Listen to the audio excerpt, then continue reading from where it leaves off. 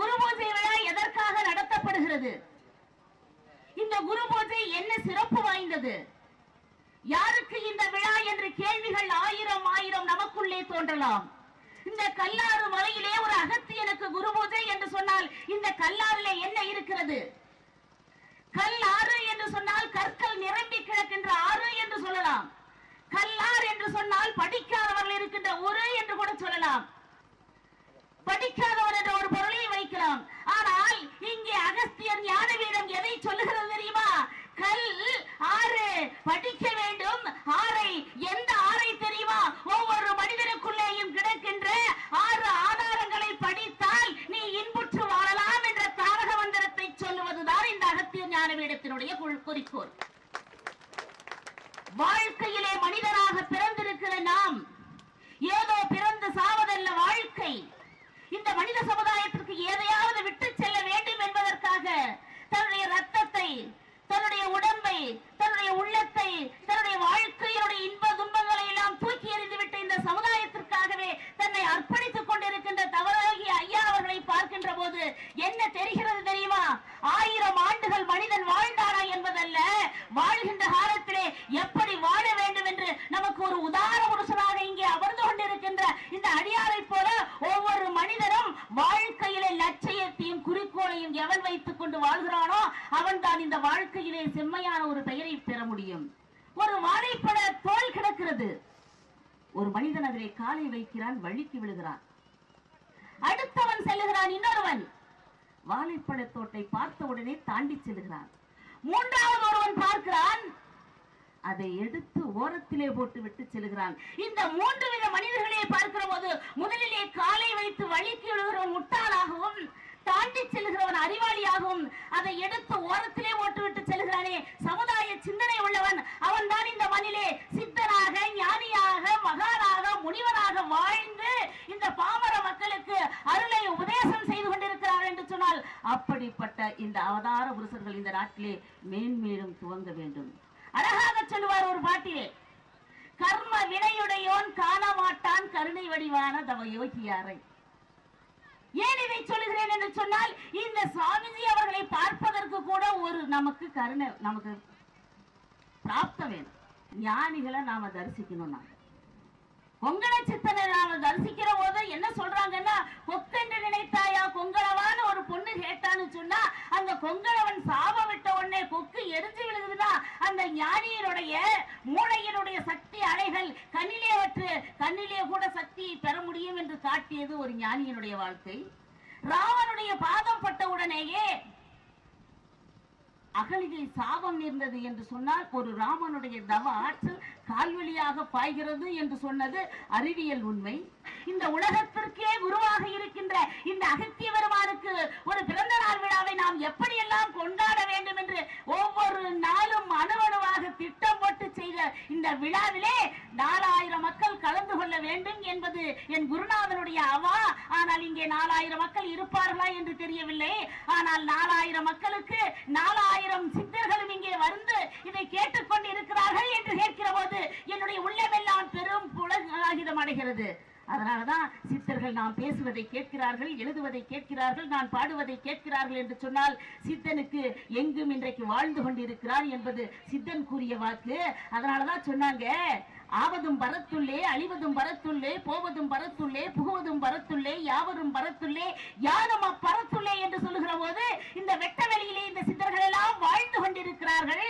அவர்கள் நமக்கு வழிகாட்டுவார்கள் என்ற காரணத்தினாலே தான் இந்த வெட்ட வெளியிலே ஒரு யாகத்தை நாம் நடத்தி கொண்டிருக்கிறோம். இந்த யாகத்திலே என்ன பயன் தெரிகிறது தெரியுமா? இறைவன் ஜோதி வடிவமாக இருக்கிறான், எங்கு மரப்பெரும் ஜோதியாக இருக்கிறார் என்ற ஒரு ஒப்பற்ற தத்துவத்தை உணர்த்துவது மட்டுமல்லாமல் பணம் கொடுத்து வாங்கிறது அளபதி மருந்து, காசு இல்லாமல் ஒரு மருந்து கிடைக்கிறது என்று சொன்னால் இந்த யாகத்திலே வருகின்ற மூலிகையினாலே கிடைக்கின்ற அற்புதமான அந்த புகையெல்லாம் நம்முடைய சுவாசிக்கின்ற போது அத்தனை நோய்களும் தீர்கிறது என்று சொன்னால் அந்த மூலிகைக்கு தான் என்ன சக்தி இருக்கிறது. நம்ம ராமாயணத்துல பார்ப்போம், அந்த சஞ்சீவி மலையை அனுமன் தூக்கிட்டு வந்தான்னு சொல்லுகிற போது எதை தூக்கி வந்தார்? பொன்னையும் பொற்களையுமாக தூக்கி வந்தார். மூலிகைகளை எடுத்துக்கொண்டு வருகிறார் அனுமன். அதுல எடுத்துட்டு வந்ததுல இந்த ராம லட்சுமண அடிபட்டு கீழே கிடக்குறாங்க, செத்து போய் கிடக்குறாங்க. அப்ப அதை என்ன சொல்லுகிறான் தெரியுமா?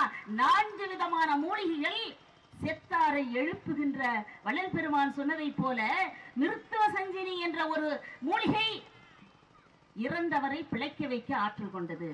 வாசல்யகரணி என்றுவது அம்பு பூந்திருச்சுன்னா அந்த அம்பை எடுத்துட்டு அந்த காயத்தை ஆற்றக்கூடிய வல்லமை வருத்தியது அந்த மூலிகை. சந்தனகரணி என்று சொல்லுவது எலும்பு முறிவட்டு அந்த கிழிந்த சதைகளை ஒட்ட வைக்கக்கூடிய ஆற்றல் அந்த மூலிகைக்கு இருக்கிறது. சாவண்யகரணி என்பது தீயினால் ஏற்படுகின்ற காயங்களை எரிந்த தோள்களை அப்புறப்படுத்தி அற்புதமான குணப்படுத்துகின்ற ஆற்றல் இருக்கிறது என்றால், இந்த மூலிகைக்கு இப்படி செத்தவரை எழுப்புகின்ற ஆற்றல் இருக்கிறது என்று சொன்னால், இந்த 1008 மூலிகைகளை போட்டு இங்கே நடத்துகின்ற யாகத்திலேதான் எத்தனை எத்தனை சக்திகள் நமக்கு கிடைக்க போகிறது என்பதை நினைத்து பாருங்கள். இன்னைக்கு வந்திருக்கிற அத்தனை பேருமே புண்ணியவான்கள். அதனால்தான் சித்தர்கள் எல்லாம் சொன்னார்கள், இக வாழ்க்கைக்கு எதை சொல்ல வேண்டும், இந்த பரவாழ்க்கைக்கு எதை சொல்ல வேண்டும், இந்த இந்து தர்மம் எதை சொல்லுகிறது என்று கேட்டால், மனுஷனுக்கு கர்மான்னு சொன்னாங்க, விதின்னு சொன்னாங்க, வினைன்னு சொன்னாங்க. இந்த வினை இருக்கிறதா இல்லையா என்பதை அறிந்து சொன்னவன் தான் சித்தன். ஏதோ படித்து விட்டு உளறுவது அல்ல சித்தனுடைய வார்த்தை. எதையும் ஆதாரபூர்வமாக இந்த உலகத்துக்கு சொன்னவன் தான் இந்த சித்தன். ஒரு துறவி என்பவன் எப்படி இருக்க வேண்டும் என்பதை சொன்னவர்கள் இந்த சித்தர்கள். அருமையா சொல்லுவா. எப்படி என்று சொன்னால், ஒரு துறவி ஆத்துல குளிக்க போனார். குளிக்க போனவர் கையில இருக்கிற கமண்டலத்துல எங்கேயாவது பாதுகாப்பா வைக்கணுமே நினைச்சிட்டு ஆத்துல மணலை தோண்டி உள்ள புதைச்சு வச்சுட்டு ஆத்துல குளிச்சுட்டு இருக்கிறாரு. அந்த புதைச்சு வச்ச இடத்துல அடையாளம் தெரியணுமேங்கிறதுக்காக மண்ணை குவிச்சு வச்சார். குளிக்க ஆத்துக்குள்ள இறங்கிட்டாரு. வர்றவங்க எல்லாம் ஆத்துக்கு குளிக்க வர்றவங்க ஒவ்வொருவரும் பார்த்தாங்க, ஓ இந்த ஆத்துல குளிக்கணும்னு நினைச்சா மண்ணை கூச்சு வச்சுட்டு தான் குளிக்கணும் போல இருக்குதுன்னு நினைச்சு வந்தவனெல்லாம் ஒரு மண்ணை கூச்சு வைக்க ஆரம்பிச்சான். கடைசியில இந்த துறவி குளிச்சுட்டு வந்து வெளியே பாக்குறாரு, எல்லாம் மணல் குண்டுகளா இருக்குது. அப்ப அவருக்கு பார்த்தாரு, எந்த குன்றுக்குள்ளையா நாம வச்ச கமண்டலத்தின்னு அவருக்கே தெரியாம ஆயிருச்சு. இப்பதான் நாம சிந்திக்க வேண்டும். இந்த கதை எதை நமக்கு நினைவுறுத்துகிறது என்று சொன்னால், எதையும் கண்மூடித்தனமாக நம்ப வேண்டாம், அர்த்தத்தோடு செய்ய வேண்டும் என்பதை சொன்னவர்கள் இந்த சித்தர்கள். மூட நம்பிக்கை எதிரானவர்கள் இந்த அற்புதமான சித்தர்கள். அப்படி அருமையான விஷயங்களை சொன்னவர்கள் தான் இந்த சித்தர்கள். அப்படிப்பட்ட சித்தர்கள் இந்த மண்ணிலே வாழ்ந்து அற்புதமான வழிமுறைகளை நமக்கு காட்டினார்கள் என்று சொன்னால் நினைச்சு பார்க்கணும். இந்த சித்தர்கள் எதை இந்த மண்ணிலே விட்டார்கள் என்று சொன்னால், வாழ்க்கை செம்மையாக வாழ்வதற்கு புலனை வெல்ல வேண்டும் என்று சொன்னவர்கள் சித்தர்கள். பணத்தின் மீது பற்று வைக்காதே, பணம் ஒரு அளவுக்கு தான் உனக்கு தேவை, அதிகமுள்ள பணம் உன்னுடைய வாழ்க்கையை சிதைத்து விடும் என்று சொன்னவர்கள் இந்த சித்தர்கள். இல்லை இல்லை, ஆசை கொள்ளாதே என்று சொன்னவர்கள் இந்த சித்தர்கள். இதை எல்லாத்தையும் விட ஆணவம் இருந்தால் ஆண்டவன் உன்னிடத்திலே வரமாட்டான் என்று சொன்னவர்களும் இந்த மகான்களும் சித்தர்கள். ஆகையினாலே நான் நினைக்கிறேன், மனிதா வீணாசை கொண்டு தெரியாதே, இது மெய்யல்ல பொய் வாழ்வு பொய்கோடு, காணாத வாளை கண்டு கொண்டால் காட்சி காணலாமா காயம் ஆளலாமே. இப்படி சொன்ன வீணாசை கொள்ளாதே என்று சொன்ன இந்த சித்தர்கள், எப்பொழுது நான் என்ற அகந்தை உனக்குள்ளே இருக்கிறதோ அப்பொழுது இறைவன் ஒரு காலம் வரமாட்டார் என்று தீர்க்கமாக சொன்னவர்களும் இந்த சித்தர்கள் தான். அதனாலே மனிதனாக பிறந்திருக்கிற நாம் புனிதனாக வாழ வேண்டும் என்று சொன்னால், இல்லை இல்லை மனிதனாகவாவது நாம் வாழ வேண்டும் என்று சொன்னால், ஆன்மநேயத்தை வளர்த்தவர்கள் இந்த மகான்களும் சித்தர்களும், இல்லை இல்லை மனிதனுக்குள்ளே புனிதனை கண்டவர்கள் இந்த மகான்களும் சித்தர்களும் என்ற காரணத்தினாலே மனிதனாக பிறந்திருக்கிற நாம் புனிதனாக வாழ வேண்டும் என்று சொன்னால், முத்தான சிந்தனை சத்தான சிந்தனை எது என்று சொன்னால், நமக்குள்ளே இருக்கின்ற ஆணவத்தை தூக்கி எறியுங்கள், ஆண்டவன் உனக்குள்ளே வருவான் என்ற ஒப்பற்ற தத்துவத்தை சொல்லி, இந்த 5 விரல்களுக்குள்ளே கூட ஆணவம் இருக்கிறது. இந்த பெரிய விரல் இருக்கிறது, இந்த கட்டை விரல் சொல்லுகிறது, யாரிடமாவது சேலஞ்ச் பண்ணணும்னு சொன்னா, பந்தயம் போடணும்னு சொன்னா, இந்த கட்டை விரல் இல்லை என்று சொன்னால் முடியாது என்று சொல்லுகிறது. இரண்டாவதாக இருக்கின்ற இந்த விரல் சொல்லுகிறது, யாரையாவது அழைக்க வேண்டும் என்று சொன்னால், கூப்பிட வேண்டும் என்று சொன்னால், ஆட்காட்டி விரலாக இருக்கின்ற நான் இல்லை என்றால் முடியாது என்று சொல்லுகிறது. மூன்றாவதாக இருக்கின்ற இந்த விரல் சொல்லுகிறது, இந்த 5 விரல்களிலே உயரமானவனாக நான் தானடா இருக்கிறேன் என்று பெருமை பேசுகிறது. நான்காவதாக இருக்கின்ற இந்த விரல் சொல்லுகிறது, தங்க மோதிரமானாலும் வைர மோதிரமானாலும் வைடூரிய மோதிரமானாலும் இந்த மோதிர விரலில் மட்டும் தானடா போட முடியும் என்று சொல்கிறது. இப்பொழுது பார்க்கிறோம், ஐ ஆம் சேலஞ்சர்ஸ், ஐ ஆம் அத்தாரிட்டிஸ், ஐ ஆம் டாலஸ்ட், ஐ ஆம் ரிச்சஸ்ட். கடைசியிலே இருக்கிறது, ஓரத்திலே இருக்கிறது, சின்னதாக இருக்கிறது, கடை கோடியிலே இருக்கிற இந்த சுண்டு விரல் சொல்லுகிறது, ஐயா உங்களுக்கு ஒவ்வொருத்தருக்கும் ஒரு தனித்துவம் இருக்கலாம், ஒவ்வொருவருக்கும் ஒரு சிறப்பு இருக்கலாம், ஆனா நான் கடைசியிலே இருக்கிறேன், சின்னவனாக இருக்கிறேன், ஓரத்திலே இருக்கிறேன் என்பதற்காக என்னை கேவலமாக பேசாதீர்கள் ஐயா. எனக்கும் ஒரு சிறப்பு இருக்கிறது. என்ன தெரியுமா? இறைவனை கையெடுத்து வணங்குகின்ற பொழுது இறைவனுக்கு பக்கத்திலே நான் தான் இருப்பேன் என்று இந்த சுண்டு விரல் சொல்லுகிறது என்று சொன்னால், இந்த சுண்டு விரலை போல ஒவ்வொரு மனிதனும் நான் என்ற ஆணவத்தை தூக்கி எறிந்தால் ஆண்டவன் உனக்குள்ளே வருவார் என்ற சிந்தனையை விதைத்து இந்த அற்புதமான வாய்ப்பு தந்திருக்கிற இந்த அத்தனை அடியார் பெருமக்களுக்கும் மலேசியா மண்ணிலே இருந்து வந்து அருமையான இந்த யாகத்திலே கலந்து கொண்டு அகத்தியனுடைய திருவருளை பெற்றுச் செல்கின்ற உங்கள் அத்தனை பேருக்கும் என்னுடைய வணக்கத்தை தெரிவித்து விடைபெறுகிறேன். நன்றி, வணக்கம், வாழ்க சித்தர். எம்பெருமானை, அகத்தியனை, சித்தனை, கும்பமுனியை, குருமுனியை நாம் இன்றைக்கு வழிபாடு செய்து அவர்களிடத்திலே வேண்டுதலை வைக்க வந்திருக்கின்ற என்னுடைய கோடான கோடி அன்றோர் பெருமக்களே, உங்களுடைய பாதகமனங்களுக்கு என்னுடைய முதல் நன்றியை காணிக்கையாக்குகின்றேன். இப்படிப்பட்ட சூழ்நிலையிலே நாம் எல்லாம் ஒரு குருவிற்கு, இன்றைக்கு அகத்திய பெருமானுக்கு அவர் பிறந்த நாளிலே, பிறந்த நட்சத்திரத்திலே இன்றைக்கு ஒரு விழாவை எடுத்திருக்கிறோம் என்று சொன்னால், இந்த விழாவிலே நாம் எதை கேட்கிறோம் என்று சிந்தித்து பார்க்கிறோம். எனக்கு முன்னாலே பேசிய சுவாமிஜி சர்வமங்கல குருஜி சொன்னாரு, குருவருள் இல்லையே திருவருள் இல்லை, குருவை என்று மற்றொரு தெய்வம் இல்லையே என்று சொன்னான் திருமூலன். குருவை நினைக்க குணமது செம்மையாம், குருவை நினைக்க கூடி வரும் மெய்ஞானம், குருவை நினைக்க கொடிய விடைகள் போம், குருவை என்று மற்றொரு தெய்வம் குவளையத்தில் இல்லையே என்று சொன்னார்கள். அப்படிப்பட்ட குருவிற்கு நாம் விழா எடுத்துக் கொண்டிருக்கிற இந்த நல்ல நாளிலே அற்புதமான யாகம் இங்கே நடைபெற இருக்கின்றது. இந்த யாகத்திற்கு என்ன சிறப்பு என்று கேட்கிறீர்களா? தெய்வங்களுக்கு செய்கின்ற யாகத்தை காட்டிலும் தெய்வ அருள் பெற்ற ஞானிகளுக்கும் சித்தர்களுக்கும் செய்கின்ற இந்த யாகத்திற்கு 1000 மடங்கு பலன் அதிகம் என்று இதை சத்தியமாக நான் சொல்லவில்லை. காலம் காலமாக வந்த நம்முடைய மூதாதையர்களும் முன்னோர்களும் எழுதி வைத்திருக்கிறார்கள் என்று சொன்னால், அப்படிப்பட்ட இந்த சித்தர் யாகத்திலே கலந்து கொள்வதுதான் என்ன ஒரு சிறப்பு என்று சிந்தித்து பாருங்கள். இந்த இன்றைக்கு கிட்டத்தட்ட 3 மாத காலமாக மூலிகைகளை சேகரித்துக் கொண்டிருக்கிறோம். 108 208 308 என்று சொல்ல முடியவில்லை. அத்தனையுடைய யாக மூலிகைகளை சேர்த்திருக்கிறோம் என்று சொன்னால், ஒவ்வொரு மூலிகைக்கும் ஒவ்வொரு சிறப்பு இருக்கிறது என்பதை யாகத்தின் பொழுது சொல்லுவோம். சரி, இந்த மூலிகைக்கு என்ன சிறப்பு என்பதை ராமாயணம் சொல்லுகிறது.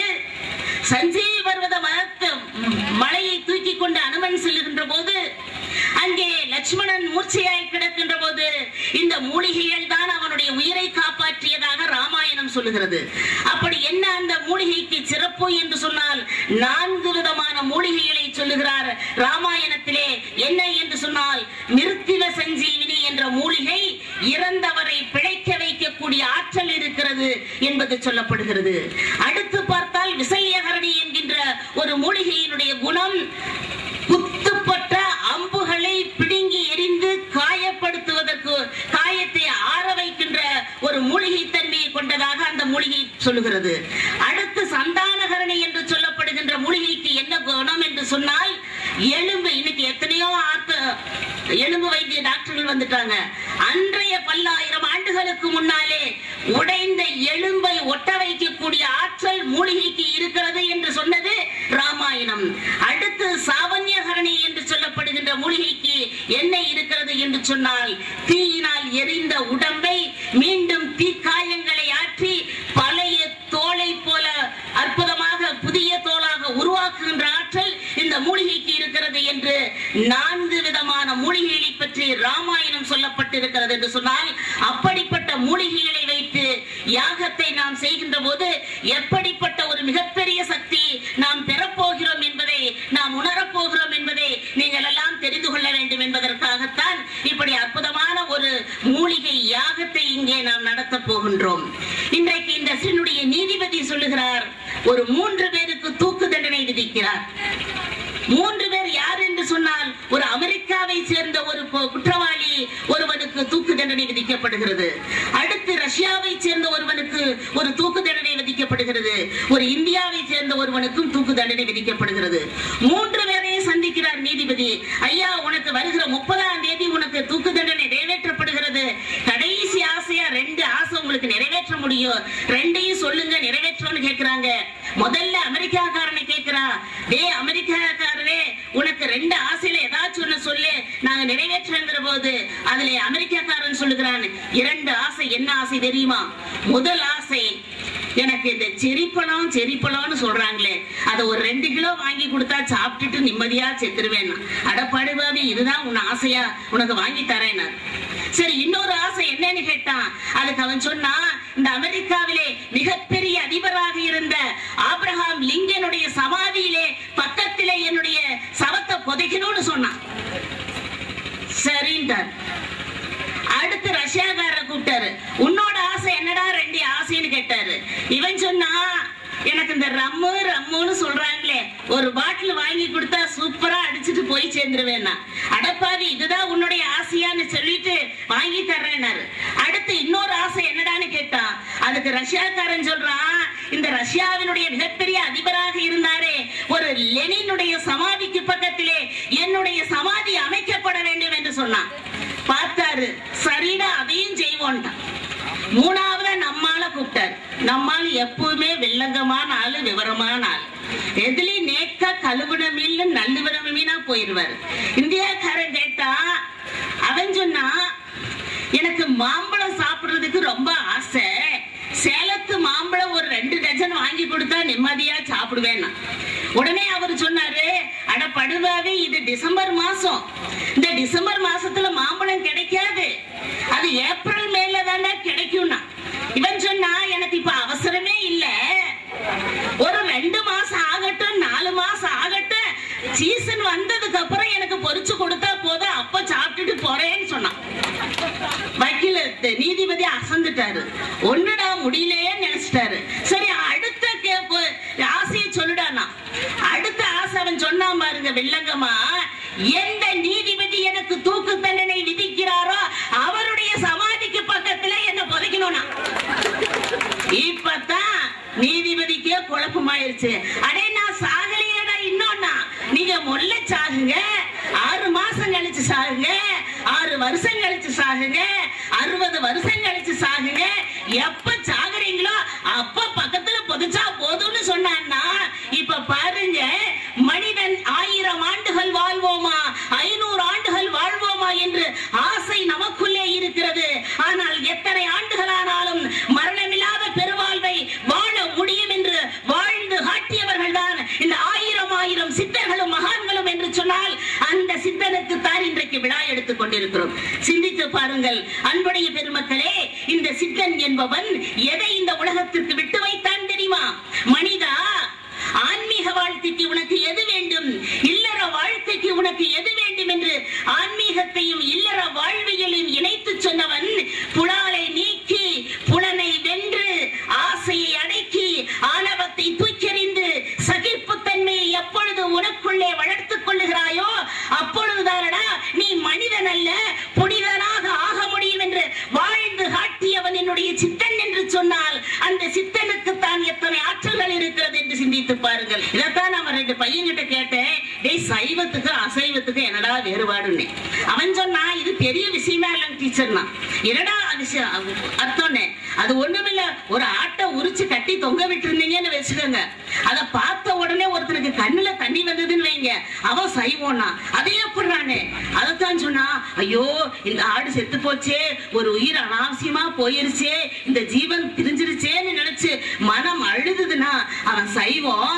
அதை விட்டுட்டு, ஆஹா, இதை அப்படியே ஒரு சில்லி சிக்கன் போட்டு என்னமா மசால் போட்டு அப்படி ஒரு ஃப்ரை பண்ணி சாப்பிட்டா என்னமா இருக்கும்னு நினைச்சான், அவன் நாக்குல இருந்து சொல்லு விட்டானா அவன் அசைவம்னு சொன்னான்.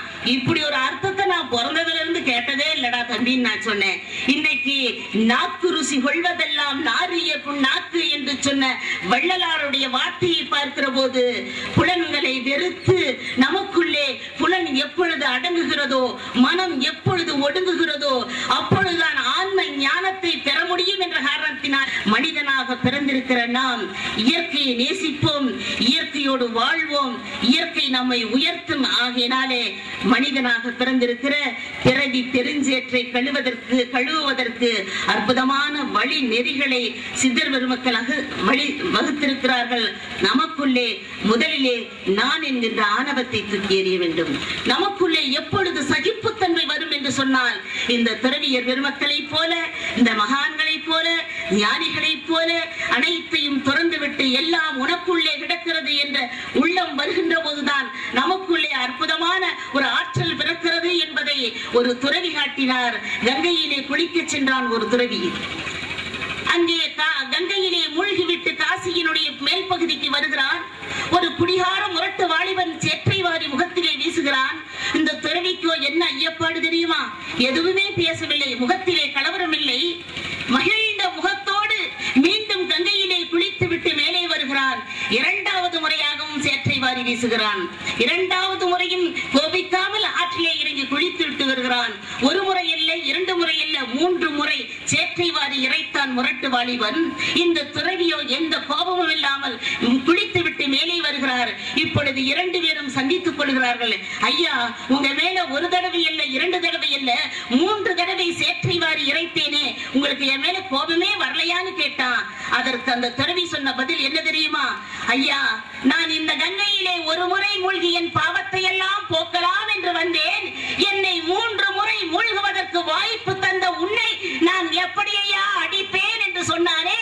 இந்த சகிப்புத்தன்மை எப்பொழுது நமக்குள்ளே வருகிறதோ அப்பொழுதுதான் ஆண்டவன் நமக்குள்ளே வருவான் என்பதை எவ்வளவு அருமையா நமக்கு ஒரு துறவி காட்டுகிறார் என்று சொன்னால், அப்படிப்பட்ட மனம் நமக்கு பண்பட வேண்டும். மனம் மென்மையாக வேண்டும்.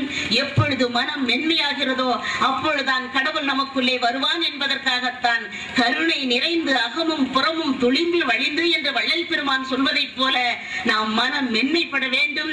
ஈகை வேண்டும், கருணை வேண்டும், தர்மம் வேண்டும், பரந்த விரிந்த அகன்ற ஒரு உள்ளம் வேண்டும். பாரதிதாசன் சொல்வதைப் போல கடுகு போல் சிறுத்த உள்ளம் என்பதை தூக்கி எறிந்து பரந்த உள்ளமாக நமக்குள்ளே எப்பொழுது மாறுகிறதோ அப்பொழுதுதான் ஒரு உயர்ந்த ஒப்பற்ற வாழ்க்கை நமக்கு கிடைக்கும் என்ற காரணத்தினாலே அன்பான பெருமக்களே, இந்த சித்தர் பெருவிழாவிலே நாம் எல்லாம் கலந்து கொண்டிருக்கிறோம். எப்படி புலனை விடுவது என்று யோசிக்கிறீர்கள்? புலனை அடக்குவது என்று சொன்னார். இந்த கிரேட் அலெக்சாண்டர் அத்தனை செல்வங்களையும் வைத்தான், இனி வெல்வதற்கு எதுவுமே இல்லை என்று நினைத்த அந்த கிரேட் அலெக்சாண்டருக்கு இடத்திலே ஒரு ஞானி கேட்கிறான், நான் இந்த உலகத்தையே வென்று விட்டேன், எல்லா மக்களும் வந்து உன்னோட காலில் விழுகிறாங்களே, என்னுடைய காலில் விழுகலையேன்னு கேட்ட அலெக்சாண்டர். அப்பொழுது சொன்னான் துறவி, நீயோ இந்த மண்ணை வென்றவன், நானோ என்னை வென்றவன், அதனாலே என்னுடைய காலிலேயே விழுகிறான் என்று சொன்னார்.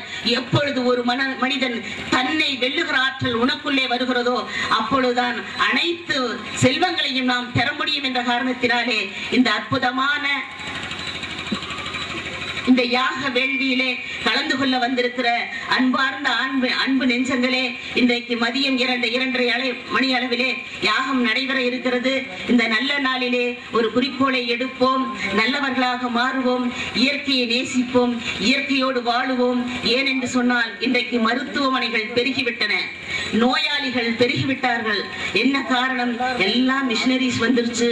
உடம்புக்கு வேலை இல்லை, மனுஷனுக்கு நிறைய டென்ஷன், ஸ்ட்ரெஸ், என்னவோ சொல்லிட்டு இருக்காங்க. இதெல்லாம் என்ன காரணம்? ஒரு காலத்திலே ஆட்டினோம், அரைச்சோம், குத்துனோம், துவைச்சோம். இன்னைக்கு என்னத்துக்கு மிஷின் வந்துருச்சு. அன்றைக்கு அத்தனை வேலை செய்த போது மனித உடம்பிலே வியாதிகள் இல்லை. இன்றைக்கு அத்தனைக்கும் கருவிகள் வந்து விட்டது, மனுஷனுக்கு இல்லாத வியாதியே இல்லைன்னு சொன்னா இன்னைக்கு பாருங்க, நாகரிகம் என்ற பெயரிலே சித்தர்கள் சொன்ன வாழ்க்கை நெறிகளை எல்லாம் தூக்கி எறிந்து விட்டு இயந்திர வாழ்க்கையாக வாழுகிற நம்முடைய வாழ்க்கை என்ன வாழ்க்கையடா என்று சிந்தித்து பார்க்கிற போது அருமையான ஒரு நாட்டுப்புற பாடலிலே சொல்லுகிறான். இந்த நாட்டுப்புற பாடலிலே கூட எப்படி மனிதன் இருந்து கொண்டிருக்கிறான் என்ற 21ஆம் நூற்றாண்டிலே என்று அழகாக சொல்லுகிறான். நாடு சும்மா கிடந்தாலும் கிடக்கும், நாடு சும்மா கிடந்தாலும் கிடக்கும், பாலும் நாகரீகம் ஓடி வந்து கெடுக்கும், நாடு சும்மா கிடந்தாலும் கிடக்கும், பாலும் நாகரீகம் ஓடி வந்து கெடுக்கும். பள்ளியிலே படிப்பதற்கு பாட நோட்டை எடுத்துக்கிட்டு பகலிரவா படிச்சதெல்லாம் அப்போ, இப்போ காலையிலே எந்திரிச்சு குடிமிகளை வெட்டிக்கிட்டு கோக்குமாக்கா திரியிறாங்க. இப்போ நாடு சும்மா கிடந்தாலும் கிடக்கும், பாலும் நாகரீகம் ஓடி வந்து கெடுக்கும். காலையிலே எந்திரிச்சு காப்பி தண்ணி குடிச்சு போட்டு கட்சி நாயம் பேசுறாங்க. இப்போ நாடு சும்மா கிடந்தாலும் கிடக்கும். அன்னைக்கு காலையில எந்திரிச்சு கஞ்சி தண்ணி குடிச்சு போட்டு காடு வயல் போனதெல்லாம் அப்போ. இன்னைக்கு பாருங்க எப்படி இருக்கிறது என்று. டிவி பார்த்து சமைச்சுக்கிட்டு எக்கு தப்பா தின்னுபிட்டு எக்ஸசைஸ் பண்ணுறாங்க. இப்போ நாடு சும்மா கிடந்தாலும் கிடக்கும், பாலும் நாகரீகம் ஓடி வந்து கெடுக்கும், நாடு சும்மா கிடந்தாலும் கிடக்கும். எனக்கோ பாலும் நாகரீகம் ஓடி வந்து கெடுக்கும் என்று இன்றைக்கு பாலும் நாகரிக குழியிலே மனிதன் வீழ்ந்து தன்னையும் அழித்து தன்னுடைய உடலையும் அழித்து மனதையும் அழித்து என்ன வாழ்க்கை வாழ்ந்து கொண்டிருக்கிற இந்த சூழ்நிலையிலே அன்புடைய பெருமக்களே, இறைவன் நமக்குள்ளே வர வேண்டும் என்று சொன்னால் ஒரே ஒரு செய்தி முத்தாய்ப்பாக, நமக்குள்ளே இருக்கின்ற நான் என்ற ஆணவத்தை எப்பொழுது தூக்கி எறிகிறோமோ அப்பொழுதுதான் ஆண்டவன் வருவான் என்று சொன்னால், இந்த 5 விரல்களுக்குள்ளே கூட அற்புதமான தத்துவங்கள் அடங்கி இருக்கிறது என்று சொன்னால், இந்த 5 விரல்கள் சொல்லுகிறது, முதல் விரல் சொல்லுகிறது யாரிடமாவது பந்தயம் கட்ட வேண்டும் என்று சொன்னால் சேலஞ்ச் பண்ண பெருவிரலாக இருக்கின்ற நான் இல்லை என்றால் முடியாது என்றதாம். இரண்டாவதாக இருக்கின்ற இந்த விரல் சொல்லுகிறது யாரை அழைக்க வேண்டும் என்று சொன்னாலும் ஆட்காட்டி விரலாக இருக்கின்ற இந்த ஆட்காட்டி விரல் இல்லை என்றால் முடியாது என்றதாம். மூன்றாவதாக இருக்கின்ற இந்த விரல் சொல்லுகிறது 5 விரல்களிலே உயரமானவனாக நான் தானடா இருக்கிறேன் என்று சொல்லுகிறது. நான்காவதாக இருக்கின்ற இந்த விரல் சொல்லுகிறது தங்க மோதிரமானாலும் வைர மோதிரமானாலும் இந்த மோதிர விரலிலே தானடா போட முடியும் என்று சொல்லுகிறது. I am challengers, I am authorities, I am tallest, I am richest. 4 விதத்திலே பெருமை பேசுகிறது. கடைசியிலே இருக்கிற சுண்டு விரல் சொல்லுகிறது ஐயா நான் கடைசியிலே இருக்கிறேன், சின்னவனாக இருக்கிறேன், புறத்திலே இருக்கிறேன் என்பதற்காக என்னை கேவலமாக நினைக்காதீர்கள். எனக்கும் ஒரு திறமை இருக்கிறது. என்ன தெரியுமா? இறைவனை கையெடுத்து வணங்குகின்ற பொழுது இறைவனுக்கு பக்கத்திலே நான் தான் இருப்பேன் என்று சுண்டு விரல் சொல்லுகிறது என்று சொன்னால், ஒவ்வொரு மனிதனும் இந்த சுண்டு விரலை போல நான் என்ற ஆணவத்தை எப்பொழுது தூக்கி போடுகிறோமோ அப்பொழுதுதான் இறைவன் நமக்குள்ளே வருவான் என்ற சித்தாந்தத்தை சித்தர்கள் சொன்னார்கள். அதனால்தான் வீணாசை கொன்று தெரியாதே இங்கு மெய்யல்ல பொய் வாழ்வு பொய் ஊடு காணாத வாழையை கண்டு கொண்டால் காட்சி காணலாமாகாயம் அலலாமே. அருமையான நம்முடைய கடுவெளி சித்தர் சொல்லுகிறார் என்று சொன்னால், அன்பான பெருமக்களே, கலந்து கொண்டிருக்கிற அத்துணை பேருக்கும் அகத்தியர் பெருமானுடைய நல்ல ஆசியை பெற வேண்டும், எல்லா வளங்களையும் பெற வேண்டும். இந்த யாகத்திலே கலந்து கொண்டிருக்கிற அத்துணை பேரும் பொருள் செல்வத்தையும் அருட்செல்வத்தையும் நோயற்ற வாழ்வையும் குறைவற்ற செல்வத்தையும் பல்லாண்டு வல்லாண்டு பல்லாயிரத்தி 100 ஆண்டு இன்புற்று வாழ எல்லாம் அகத்திய பெருமான் அருள்பாலிக்க வேண்டும் என்று சொல்லும். மனவது செம்மையானால் மந்திரம் ஜபிக்க வேண்டாம் என்று சொன்ன அருமையான எம்பெருமானுடைய தாரக மந்திரத்தை பார்க்கிற போது நினைச்சு பார்க்கிறோம், மனசு செம்மப்படுத்துறாங்க. இதற்கு என்ன வழி என்பதைத்தான் அத்தனை ஞானிகளும் மகான்களும் வைத்தார்கள். எப்படி என்று சொன்னால், இந்த மனுஷ மனம் இருக்கிறதே, உடம்பு பூரா குப்பையா இருக்குதுடா, மனம் பூரா அழுக்கா இருக்குதுடா, இந்த மனசை சுத்தம் பண்ணு, உடம்பை சுத்தம் பண்ண 1000 புறக்கருவிகள் இருக்கிறது. மனதை சுத்தம் பண்ணுவதற்கு என்ன வழி என்று சொன்னால், மனதை செம்மையாக்க என் சித்தனுடைய நாமத்தை சொல்லி என்று சொன்னார்கள். இன்னைக்கு மனுஷ வாழ்க்கையில 1000 தவறுகள் செய்கிறோம். இந்த மறுமுறை 2 வாசகத்துல வள்ளல் பெருமான் சொல்லுவாரு, 72 வரிகளிலே அருமையான வார்த்தைகளை சொல்லுவாரு. இதுல ஏதாவது ஒண்ணு கூட நம்ம செய்யாத நிச்சயமா இருக்கவே முடியாது. நல்ல ஒரு மனதை நடுங்க செய்தேனும், நற்றாட்சி கையை நறுவ விட்டோனும், வழியை வளர்ச்சிட்டு மானம் எடுத்தோனோ, வரவு போக்கூடிய வழியை அடைத்தோனோ, தானம் கொடுப்போரை தடுத்து நின்றோனோ, தர்மம் பாராத தண்டம் செய்தேனோ, கலந்த சிநேகரை கலனம் செய்தேனோ, கடவுள் செய்வோருக்கு உணவு சொன்னோனோ, மன்னோரம் பேசி வாழ்வழித்தோனோ, குடிவரை உயர்த்தி கொள்ளை கொண்டோனோ, குடித்துண்ட நீரை குளத்தை தூட்டேனோ, ஏழைகள் வயிறு எரிய செய்தோனோ, உயிர் கொலை செய்வோருக்கு உபகாரம் செய்தோனோ, ஊன்சுவை உண்டு உயிர் வளர்த்தேனோ, பொது மண்டபத்தை போயடித்தேனே, ஆசை காட்டி மோசம் செய்தேனே, அன்புடையவருக்கு துன்பம் செய்தேனே என்று இப்படி பல நிறைய விஷயங்கள் சொல்லியிருக்காங்க. இதில் குருவிற்கு காணிக்கை கொடுக்க மறந்தேனே, குருவை வணங்க கூசி நின்றேனே, இப்படி எல்லாம் சொல்லுகிற போது இத்தனை தவறுகளே ஏதாவது ஒன்றை மனசாலாவது உடலாலாவது எண்ணத்தாலாவது ஒரு மனுஷன் செய்வா. இந்த பாவங்கள் தவறுகள் எல்லாம் தீங்க வேண்டும் என்று சொன்னால், ஒரு மனிதனாகப்பட்டவன் யாரை வழிபட வேண்டும் என்று சொன்னால், சித்தனை வணங்கு, ஞானியை போற்று. ஞானியை வணங்கினால் உன்னுடைய கர்ம வினையெல்லாம் தீரும், போற்றினால் உணவு வினை அகர்மப்பா என்று சுவாமியினுடைய தாரக மந்திரமாக ஒவ்வொரு நாளும் ஆயிரக்கணக்கான சொல்ற வார்த்தையை பார்க்கிறோம்.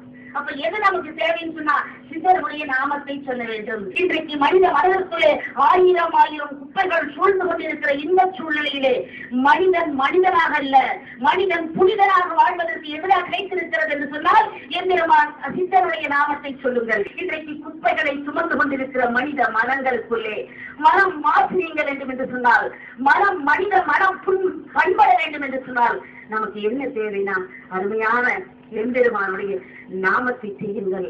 மனதாலே, உள்ளத்தாலே, எண்ணத்தாலே முடிந்தவரை நல்லது செய்யுங்கள், தர்மம் செய்யுங்கள். இந்த தர்மம் உன்னை காப்பாற்றும். இதைத்தான் சித்தர்கள் சொல்லுகிறார்கள். எல்லா சித்தர்களும் சொல்றாங்க, பொய் சொல்லாதே, களவு சொல்லாதே, ஆக்கரைக்காதே, வீணாக்க கொண்டு தெரியாதே, மெய்யல்ல பொய் வாழ்வு பொய்கூடு, காணாத வாழையை கண்டு கொண்டால் காட்சி காணலாமாகாயம் ஆளலாமே. இப்படி வார்த்தைகளை சொல்லுகிறார்கள் சித்தர்கள். இல்லை இல்லை, பணத்தின் மீது பற்று வைக்காதே அப்படின்னு சொன்னாங்க சித்தர்கள். சினமென்னும் பாம்பிறந்தால் தாண்டவக்கோனே யாவும் சித்தியவே நினையமடா தாண்டவக்கோன் என்று மனுஷா கோபம் கொள்ளாதுன்னு 1000 வழிகளை நமக்கு சொன்னாலும் கூட அதை எடுத்துக் கொள்ளுகின்ற அளவிற்கு மனதிற்குள்ளே பக்குவம் இல்லாத ஒரு சூழ்நிலையிலே வாழ்ந்து கொண்டிருக்கிற நமக்குள்ளே எது நமக்கு வழிகாட்டியாக இருக்கிறது என்று சொன்னால், இப்படி அருமையான கவியோகியாரை போல உபதேச மொழிகளை கேட்டு, அருள் உரைகளை கேட்டு, அவருடைய பக்குவ நெறிகளை கேட்டு, வழிகளை கேட்டு நாம் பின்பற்றி நடந்தால், ஏற்கனவே 1000 ஞானிகள் போட்டு வைத்திருக்கிறார்கள் ரோடு, நாம புதுசா ஒண்ணு போட வேண்டாம். போட்ட ரோட்ல மனுஷன் சரியா நடந்தாலே போதும், வாழ்க்கை செம்மைப்படும். அப்படிப்பட்ட அற்புதமான பாதைகளை நம்முடைய முன்னோர்கள் காட்டி இருக்கிறார்கள். அந்த வாழ்க்கையில நாம எல்லாம் நடக்கலாம்.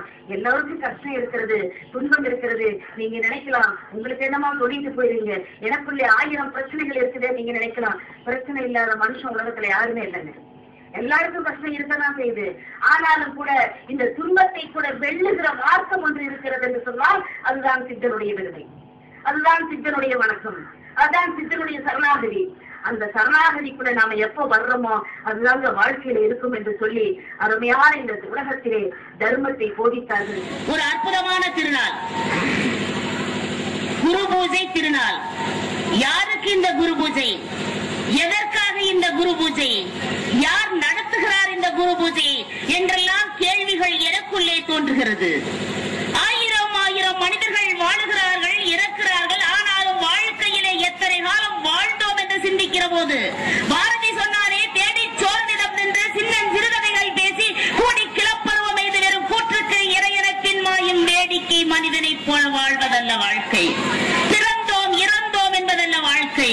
மனிதனாக பிறந்த நான் ஏதாவது இந்த மண்ணிலே சாதிக்க வேண்டும், சாதிக்க வேண்டும், இந்த உலகத்திற்கு எதையாவது விட்டு செல்ல வேண்டும். 1000 ஆண்டுகளுக்கு பின்னாலும் கூட என்னுடைய நாமம் இந்த உலகத்திலே விதைக்கப்பட வேண்டும் என்று சித்தனுடைய குறிக்கோளை, சித்தனுடைய வாழ்க்கையை, சித்தனுடைய வாழ்க்கை நெறியை தன்னுடைய உயிரிலே, உடலிலே, ரத்தத்திலே கலந்து கொண்டு இன்றைக்கு சித்த நெறி உலகெங்கும் பறைசாற்றிக் கொண்டிருக்கின்ற எங்கள் வணங்குதலுக்குரிய, போற்றுதலுக்குரிய, அன்றாடம் நான் வழிபட்டுக் கொண்டிருக்கின்ற மரியாதைக்குரிய குருஜி அவர்களையும் வணங்கி, இந்த விழா யாருக்காக? எல்லோரும் எடுப்பார்கள் விழா, தனக்கென்று ஒரு குருவை வைத்துக் கொண்டு அந்த குருவுக்காக விழா எடுப்பார்கள். ஆனால் உலக குருவாக இருக்கின்ற அகத்தியனுக்கு, அந்த அகத்தியன் பிறந்த நட்சத்திரத்தை தேடி, அந்த அகத்தியன் பிறந்த நாளை தேடி, அந்த அகத்தியன் பிறந்த மாதத்தை தேடி, என் குருவே, சித்தர்களுக்கெல்லாம் குருவாக இருக்கின்ற குருமுனியே, உனக்கு விழா எடுக்க இந்த உலகத்திலே ஆட்களே இல்லையா? இல்லை இல்லை, நான் இருக்கிறேன் என்று தவயோகியார் இங்கே விழா எடுத்துக் கொண்டிருக்கிறார் என்று சொன்னால், அப்படிப்பட்ட ஞான புருஷராக, சித்தராக, வாழ்வியல் நெறியை சொல்லுகின்ற வாழ்க்கை சாதனையாளராக இன்றைய அருமை பெரியவர் அங்கே உட்கார்ந்திருக்கிறார்கள் என்று சொன்னால் அவர்களுக்குள்ளேதான் எத்தனை ஆற்றல்கள் என்று பார்க்கிறேன். தவயோகியார் சாதாரண மனிதனாக நம்முடைய கண்களுக்கு தெரிகலாம். பல ஆண்டுகள் அங்கே கொல்லிமலை குகைகளிலே பல ஆண்டுகள், சதுரகிரி மலையிலே அண்ணன் தன்னை ஆகாரம் இல்லாமல் பல ஆண்டுகள், கொங்கண சித்தன் குகையிலே பல ஆண்டுகள், இப்படி தன்னுடைய வாழ்நாளை சித்தனுக்காக அர்ப்பணித்து, இந்த ஞானம் என்பது எங்கே கிடக்கிறது? இந்த ஞானம் என்பது கேடினால் கிடைக்குமா? அரிய மக்களுக்கு, பாமரனுக்கு, படிக்காதவனுக்கு, பண்டிதருக்கு கிடைக்கக்கூடிய பொருளா? இல்லை, நான் ஏம்புவேன், எடுத்து ஏம்புவேன், உலகத்திற்கு புரியக்கூடிய வகையிலே சொல்லுவேன் என்று பல 2 மாநாட்டை நடத்தி முடித்திருக்கிற வெற்றி சாதனையாளன் தான் நம்முடைய தவயோகியார் அவர்கள். அவருக்குள்ளே எத்தனை ஆற்றல்கள் இருக்கிறது தெரியுமா? ஐயா அவர்கள் பேச தெரியாது, பேச தெரியாது, பேச தெரியாது என்று சாமிஜியினுடைய அருமையான சிறப்புகளை எல்லாம் அழகாக எடுத்து வைத்தார். என்ன சிறப்பு என்று கேட்கிறீர்களா? ஒவ்வொரு இடத்திற்கும் ஒரு சிறப்பு உண்டு. எந்த இடத்திற்கு சிறப்பு தெரியுமா? பழனி என்று சொன்னால் முருகனை நினைக்கிறோம். அந்த முருகனுக்குள்ளே ஒரு போகன் என்கின்ற சித்தன் இருக்கிறானே, அந்த சித்தன் நமக்கு நினைவுக்கு வருகிறான். ஆனால் கல்லாறு என்று சொன்னால், கல்லாறு என்று சொன்னால் 1000 ஆண்டுகளுக்கு பின்னாலே இங்கே தவயோகி என்ற ஒரு சித்தன் வாழ்ந்தான் என்பதை வரலாறு பொறிக்கப்படும் என்று சொன்னால் அப்படி ஞானியாக கலியுகத்திலே வாழ்ந்து கொண்டிருக்கின்ற நடமாடும் சித்தனைத்தான் நாம் எல்லாம் இங்கே பார்த்துக் கொண்டிருக்கிறோம். என்ன மகத்துவம் என்று கேட்கிறீர்களா? ஐயா அவர்கள் சற்று முன்னாலே சொன்னார்களே, தவயோகியார் விபூதி கொடுத்தார், நோய் தீர்ந்தது என்றார்கள். ஏன்? அவருக்கு எத்தனை ஆற்றல் எப்படி வந்தது? நாமெல்லாம் பிறந்தோம், உண்டோம், குழந்தைகளை பெற்றோம், இறந்தோம். ஆனால் அவருக்குள்ளே பல்லாண்டுகளாக ஒரு தேடல் இருந்தது, ஒரு வெறி இருந்தது, இந்த ஞானம் என்கிற வெறி இருந்தது. இதை மக்களுக்கு கொண்டு போக வேண்டுங்கிற எண்ணம் இருந்தது. ஏன் தெரியுமா அந்த எண்ணம்? நான் மட்டும் பெறுவதல்ல இன்பம், இந்த உலகத்திற்கு கொடுக்க வேண்டும் என்கின்ற ஒரு மிகப்பெரிய உயர்ந்த உள்ளம் விரிந்த சிந்தனை அவருக்குள்ளே இருந்த காரணத்தினாலே வருகின்ற மக்களை அன்பாலே, தன்னுடைய பாச பிடியினாலே, அருள் உரையினாலே, உபதேச மொழிகளாலே தன் கைப்பிடிக்குள்ளே கட்டுண்டு ஓடுகின்ற சக்தி, மகத்தான சக்தி இவருக்குள்ளே ஒளிந்து கிடப்பதை நான் பார்க்கிறேன் என்று சொன்னால், நான் மட்டுமல்ல இங்கே வந்து சந்தித்த ஒவ்வொரு மனிதரும் சுவாமி அவர்களை பார்க்கிற போது புரிவார்கள். அம்மையார் இன்றைக்கு ஜாதி மதங்களை தாண்டி மனித நேயத்தை பார்க்கின்ற மகத்தான உத்தமனாக நமக்கு சுவாமி இருக்கிறார்கள் என்று சொன்னால், நோயாய் வருகிறவர்கள் நம்பியாம்பாளையம் என்ற கிராமத்திலே இருந்து, சுவாமிஜி எனக்கு இந்த குறை இருக்கிறது தீருமா என்று சொல்கிற போது அவருடைய குருநாதர் சொல்வார் ஒரு காலத்திலே, மகனே கலங்காதே, இதய கோட்டையை தகர இமயக்கோட்டையை தகர்ந்தாலும் உன்னுடைய இதய கோட்டையை தகர்த்து விடாதே என்று சொன்ன குருநாதனுடைய மொழியை அடியொற்றி நமது குருநாதர் சொல்லுவார், எதற்கு மகனை கலங்குற, எதற்குப்பா கலங்குற, அகத்திய வழிபடுங்க, அவங்க உன்னை காப்பாற்றுவாங்க.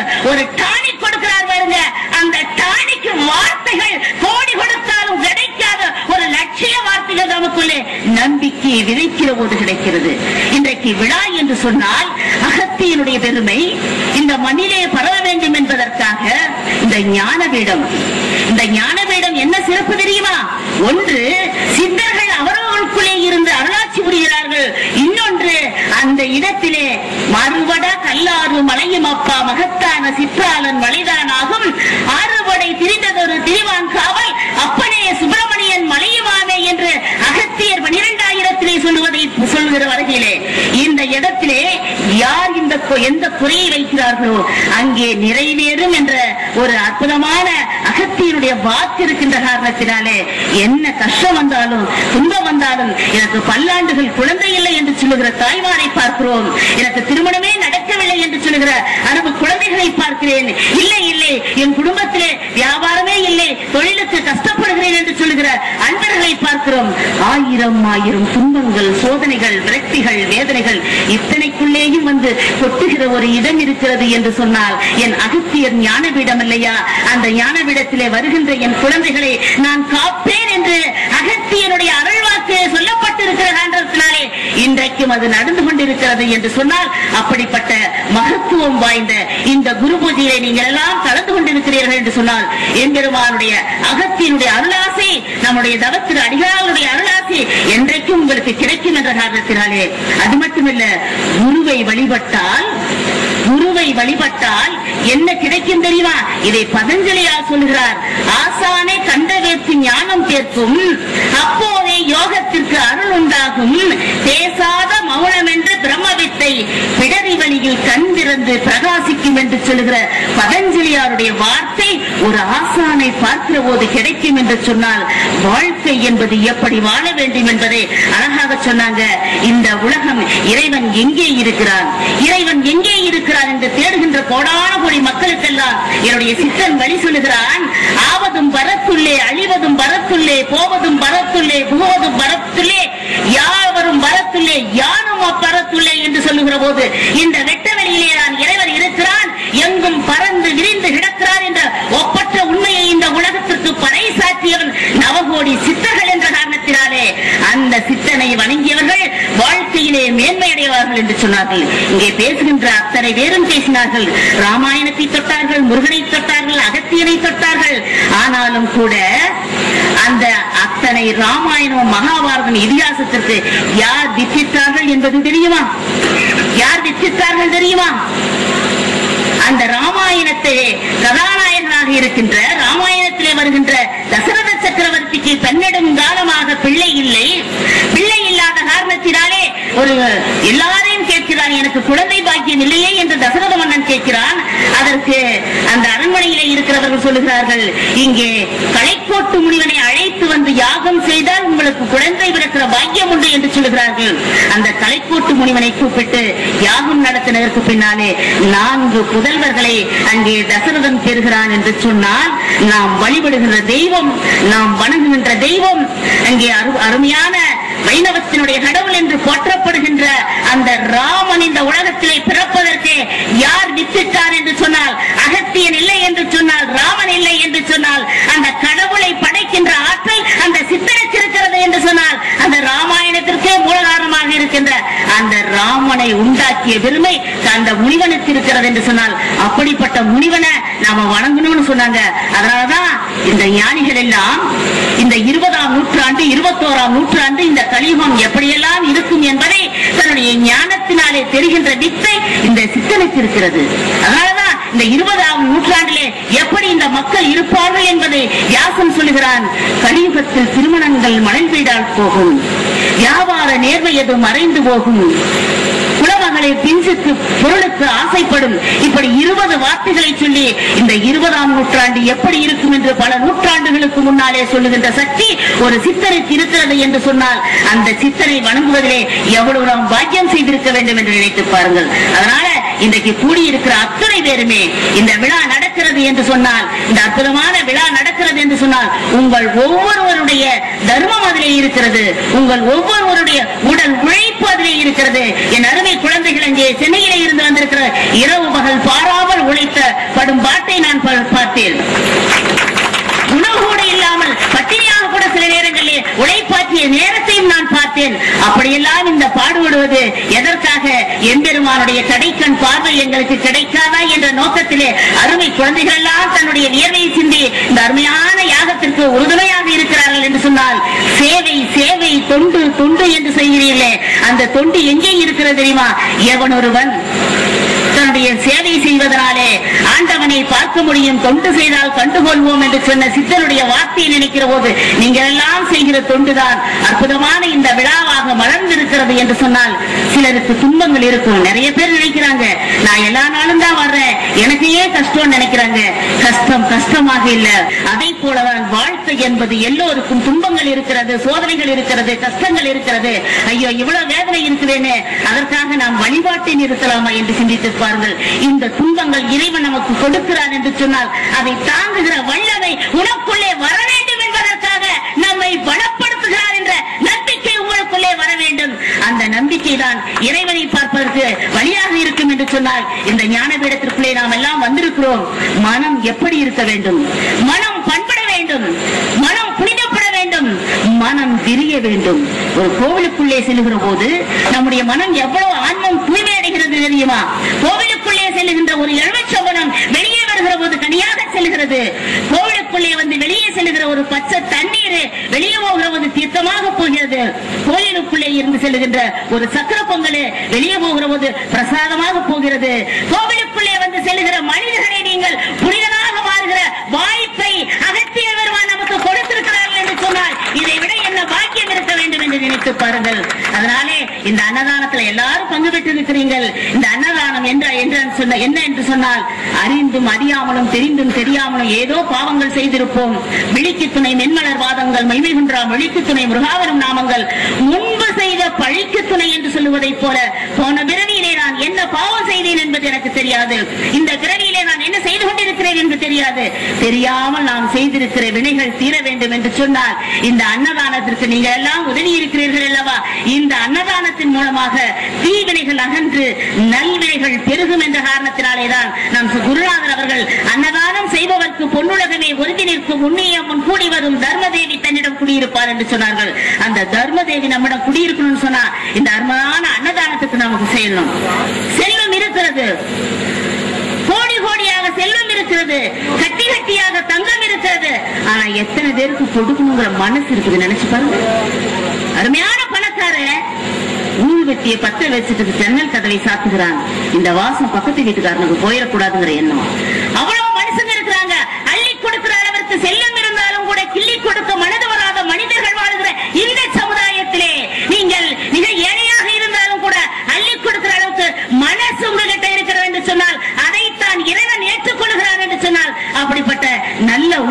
வேண்டும். பொருள் இருப்பது மட்டும் பயனல்ல, செல்வம் என்பது சிந்தையின் நிறைவு என்று சொன்னால் செல்வம் என்பது வைத்திருப்பதல்ல, வழங்குவதுதான். நீங்கள் பொருளை அருளாக மாற்றினால் அந்த அருள் உங்களுக்கு வழிகாட்டும். இல்லை என்று சொன்னால் அந்த பொருள் மட்டுமே என்ன ஆகும் சொன்னா இருளாக மாறிவிடும் என்ற காரணத்தினாலே இன்னைக்கு எவ்வளவோ சொத்து வச்சிருந்தாலும் கூட பட்டினத்தடிகள் ஐயா அவர்கள் பேசுகிற போது சொன்னாங்க, எல்லாத்தையும் துறந்தவன் பட்டினத்தடிகள், எதுவுமே வேண்டாம் என்று சொன்ன பட்டினத்தடிகள், காதற்ற ஊசியும் வாராதுதான் கடைவழிக்க என்று சொன்ன பட்டினத்தடிகள் தான், இல்லை என்று சொல்லவில்லை.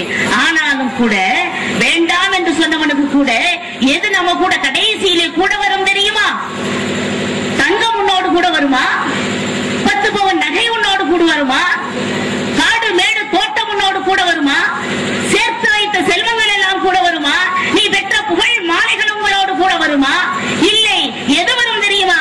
அத்தமும் வாழ்வும் அகத்துவட்டே, அன்பொழுகிய மாதரும் வீதி வட்டே, கை தலைமேல் வைத்த மைந்தரும் சுடுகாடுவட்டே, பட்டு தொடரும் இருவினை பாவ புண்ணியம் என. இந்த புகழ் வார்த்தையெல்லாம் எது வரைக்கும் தெரியுமா? வீதி வரைக்கும், வீடு வரைக்கும். இந்த மனைவி எல்லாம் எது வரைக்கும்? வீதி வரைக்கும். மகன் மகன் என்று சொல்கிறாய், அவன் சுடுகாடு வரைக்கும் கொல்லி போட வருவான். கடைசி வரைக்கும் எது தெரியுமா வரும்? நீ இந்த பிறவிலே செய்கிற பாவ புண்ணியம் மட்டும்தான்டா உன் கூட வரும். அதனால தெரிஞ்சு கூட நீ தப்பு செஞ்சிடாத, நல்லதை செய்யன்னு சொன்னானா. அப்படிப்பட்ட கதற்ற ஊசியும் வாராது நான் கடைவெளிக்க என்ற பட்டினத்தடிகள் கூட வாழ்க்கையில இருக்கிற காலத்துல நல்லதை செய்யணும்னு சொன்னாங்கன்னா அப்படிப்பட்ட நல்லவர்களை இந்த மண்ணிலே விதைக்க வேண்டும். சித்தர்களும் யோகிகளும் சிந்தனையில் ஞானிகளும் மொத்தமத்தான் காந்தியும் எத்தனையோ உண்மைகளை எழுதி எழுதி வச்சாங்க. எல்லாம் தான் படித்தீர்கள், என்ன பண்ணி கிழித்தீர்கள் என்று கேட்டார் ஒரு கவிஞர் என்று சொன்னால், எத்தனை அருமையான பொக்கிஷங்களை இந்த மண்ணிலே ஞானிகள் விதைத்தார்கள். நாம் அதை எடுத்துக் கொள்கிறோமா என்று பார்த்தால் எடுக்கவில்லை. காரணம், நம்முடைய பர வாழ்க்கையிலே மாயையிலே சிக்குண்டு கிடக்கிற நமக்கு இன்றைக்கு வாழ்க்கையில் ஞானியினுடைய வார்த்தைகள் நமக்கு புரியவில்லை. அந்த ஞானி சொல்லுகிறான், குரு என்பவன் எப்படி இருப்பான்? நம்முடைய ஞானியை போல குரு என்பவன் எப்படி இருப்பான் என்பதை முருகப்பெருமான் சொல்லுகிறார். எப்படி சொல்லுகிறார் தெரியுமா? குரு என்பவன், கேளடா கங்குள் ரவி 13 கூட்டச் சொல்லு, கேளடா நான் இருக்கும் இடம்தான் கேளு, சாரணையும் தாரணையும் சாட்ட சொல்லு, இதை இல்லட்ட பல்லுதிரா அடித்து தள்ளுங்கிறான். ஒரு குரு சாரணை எது தாரணை எதுன்னு சொல்ல தெரியணும். கங்குள் ரவி 13 என்று சொல்லுகின்ற அந்த ஞான வார்த்தையை புரிந்தவராக இருக்க வேண்டும்.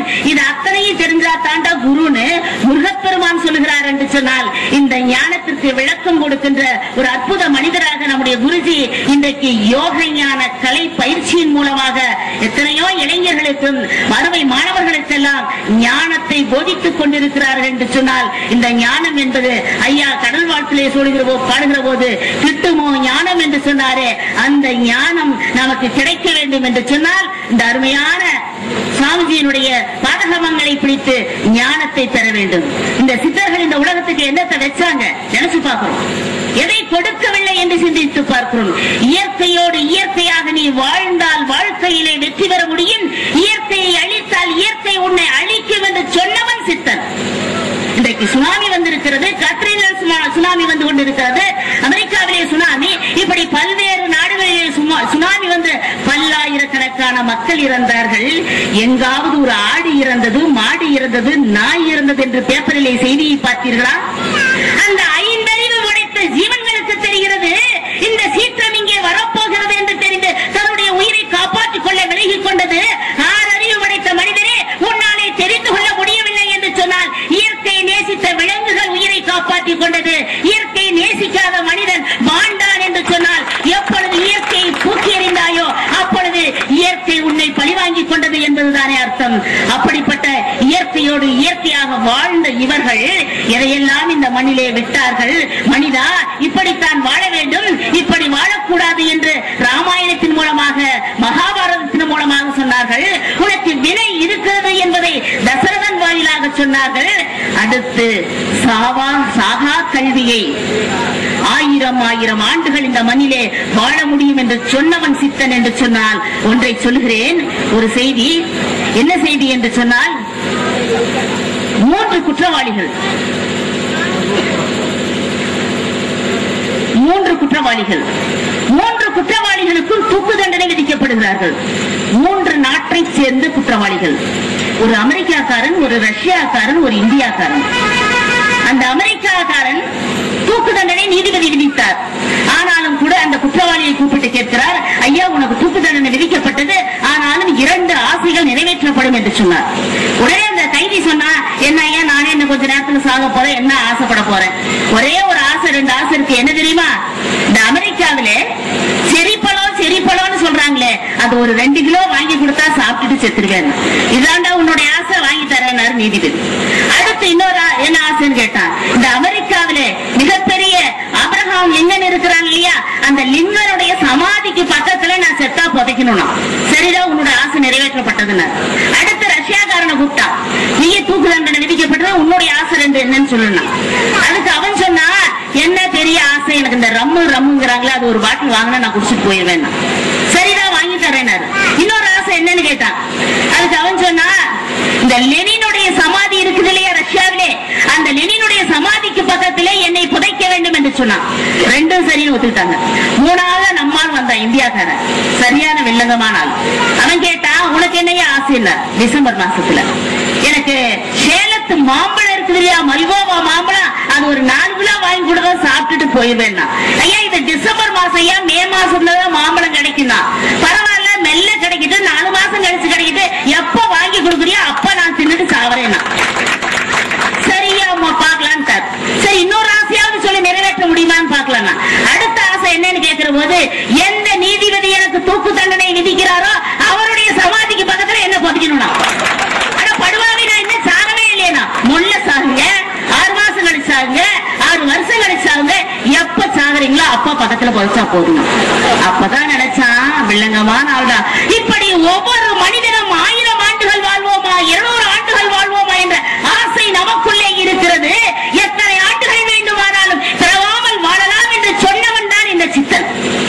ஆகினாலே அப்படிப்பட்ட வாழும் கலையை, வாழ்கின்ற கலையை, உன்னத கலையை, உயர்ந்த கலையை, யோகையான கலையை, சித்த வைத்தியத்தை, ஜோதிடத்தை, அற்புத வான சாஸ்திரத்தை இந்த உலகத்துக்கு வித்திட்ட அந்த ஞானிகளுடைய வாழ்க்கையிலே அற்புதமான வாழ்க்கை நெறிகளை நமக்கு வாழ்ந்து காட்டி இருக்கிறார்கள், வழிகாட்டி இருக்கிறார்கள், வாழ்ந்து கொண்டும் இருக்கிறார்கள். இன்றைக்கு அருவமாக நாம் பேசிக் கொண்டிருப்பதையெல்லாம் கேட்டுக்கொண்டும் இருக்கிறார்கள் என்று சொன்னால், அப்படிப்பட்ட ஞானிகளை நாம் வழிபடுகிற போது வாழ்க்கையிலே உன்னத நிலையை பெற முடியும் என்ற காரணத்தினாலே தர்மத்தை விதைத்தார்கள். ஏன் இந்த தர்மம்? ஆடு நாடு தேடினும், ஆனை சேனை தேடினும், கோடிவாசி தேடினும் குறுக்க வந்து நிற்குமோ, ஓடியிட்ட பிச்சையும் உகந்து செய்த தர்மமும் சாடிவிட்ட குதிரை போல் தர்மம் வந்து நிற்குமே என்று சொன்னால், இந்த தர்மம் என்றாவது ஒரு நாள் உன்னை காக்கும் என்ற காரணத்தினாலே இந்த தர்மத்தை செய்யுங்கள் என்று சொன்னவர்கள் சித்தர்கள். அப்படிப்பட்ட நிலையிலே பார்க்கிற போது அருமையாக நம்முடைய குருஜி அவர்கள் பல இடங்களிலே கூட சொல்லுவார்கள். அருமையான மகாபாரதத்திலே ஒரே ஒரு செய்தியை முத்தாய்ப்பாக வைத்து விடைபெறுகிறேன். மாதா பிதா குரு என்று சொல்லுவார்கள். கர்ணன் நல்லவனா கெட்டவனா, நல்லவனா கெட்டவனா என்று 1000 பட்டிமண்டபங்கள் போடலாம். கர்ணனை பொறுத்த வரைக்கும் என்னை கெட்டவன் தான். திரௌபதியை துயிலுரிக்க கூட இருந்தான், குடியிருக்கிற வீட்டிலே கொல்லி வைத்தான், குடிக்கின்ற தண்ணியிலே விஷத்தை வைத்தான், பாம்பை வைத்து கடிக்க விட்டான். இத்தனை கொடிய செயல்கள் செய்தாலும் கர்ணனை போற்றுகிறோம் என்று சொன்னால் என்ன காரணம் தெரியுமா? ரேகை அழியும் வரை ஈகை தந்தவன் என்று உலகத்தாலே போற்றப்படுகிறது என்று சொன்னால், பாராட்டப்படுகிறது என்று சொன்னால் என்ன காரணம் என்று சொன்னால், அவன் செய்த தர்மம் மட்டுமே அவனை கடைசியிலே காக்கிறது என்று சொன்னால், ஒரு மனிதனை தாய் கைவிட்டாலும், குந்தி தேவி கைவிட்டால், நான் பெற்றெடு ஆற்ற விட்டுட்டா, தகப்பன் சூரியதேவ பகவான், நான் அப்பான்னு சொல்லல, குருவாக இருக்கிற பரசுராமர் வித்தையை முறை தவறி கற்றதால் பழிக்காம போட்டு சபிச்சுட்டாரு.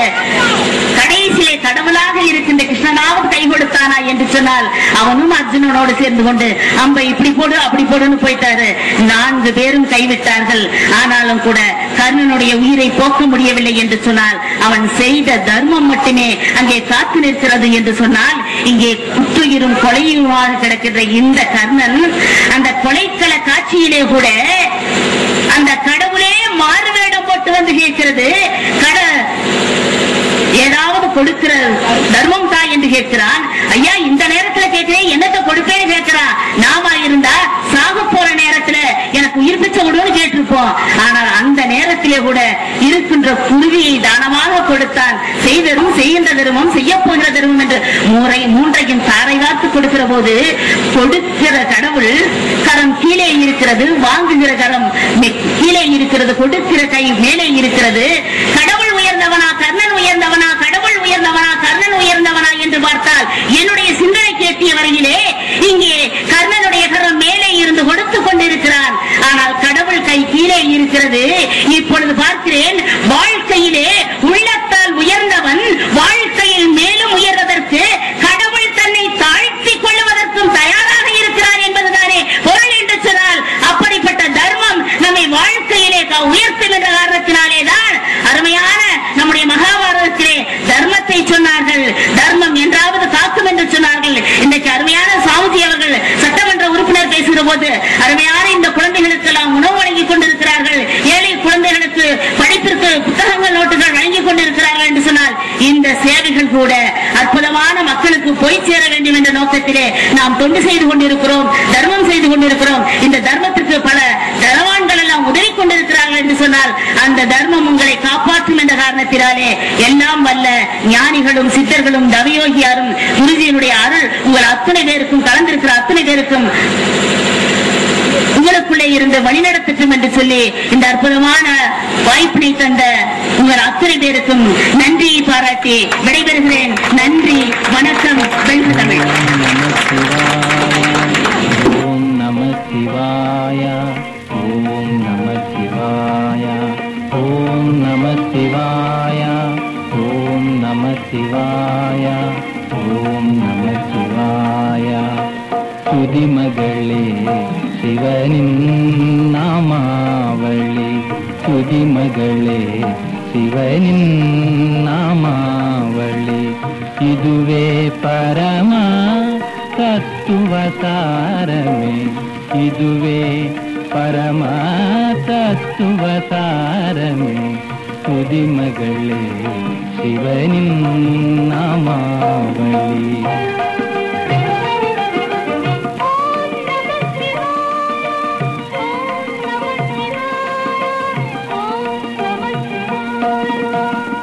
தேவனின் ரூபமும் கண்ணில் நிறம்பே, ஜீவனே தன்மய சின்மயம் காணவே. தேவனின் ரூபமும் கண்ணில் நிறம்பே, ஜீவனே தன்மய சின்மயம் காணவே. ஜன்ம ஜன்மங்களில் பவக்கனல் பாய்ந்தே, ஜன்ம ஜன்மங்களில் பவக்கனல் பாய்ந்தே. பரவி பரவி மாய்த்திடதுனையே, பரவி பரவி மாய்த்திடதுனையே. துதிமகளே சிவனின் நாமாவளி, துதிமகளே சிவனின் நாமாவளி.